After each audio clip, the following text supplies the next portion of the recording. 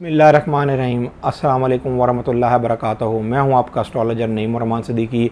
आप लोग देख रहे हैं सिद्दीकी एस्ट्रोलॉजी चैनल। जिन लोगों ने अभी तक मेरा चैनल सब्सक्राइब नहीं किया उन लोगों से गुजारिश है चैनल को सब्सक्राइब कर लें, बेल बटन को पुश कर दें ताकि मेरी आने वाली हर वीडियो आप तक आसानी से पहुँच सके। वीडियो को शेयर लाइक कमेंट लाजमी करें ताकि हमारी टीम की हौसला अफजाई हो सके। 21 मार्च से लेके 20 अप्रैल तक जितने भी बच्चे पैदा हुए हैं सब के सब एरीज़ हैं। 21 मार्च से लेके 20 अप्रैल तक जितने भी बच्चे पैदा हुए हैं सब के सब एरीज़ हैं। और जिनको अपनी डेट ऑफ बर्थ नहीं पता वो अपने नाम के हरूफ से भी जान सकते हैं क्या वो एरीज़ तो नहीं। जिनके नाम के हरूफ अलिफ लाम एन ये हैं वो भी एरीज़ हैं। मैं यहाँ पर बात करने जा रहा हूँ 13 सितंबर 2020 से लेके 19 सितंबर 2020 के दरमियान तक कि एरीज़ वालों का ये हफ़्ता कैसा गुजरेगा।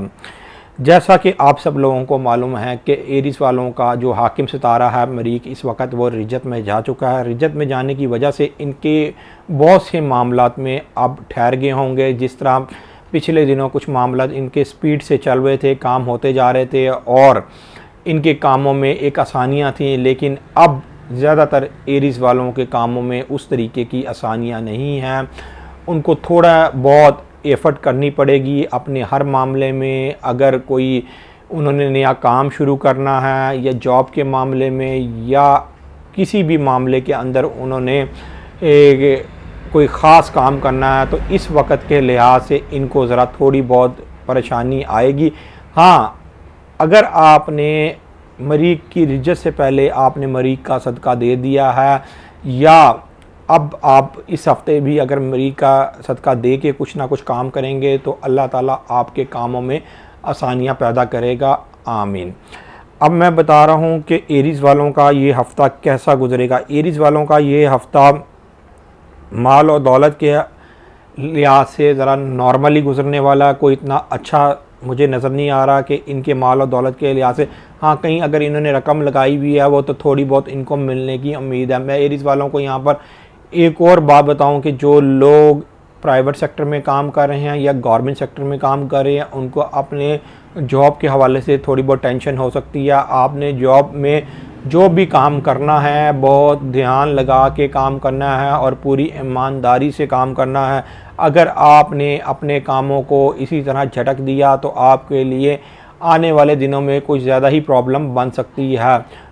कुछ लोग आपके ऊपर वैसे ही कोई ना कोई तोहमत लगाते हुए नज़र आएंगे, वैसे ही कोई ना कोई इल्ज़ामात लगाते हुए नज़र आएंगे जिसका आपको इल्म नहीं होगा। जब आपको ये बात बाद में पता चलेगी तो आप ख़ुद सर पकड़ के बैठ जाएंगे। जो एरीज़ वाले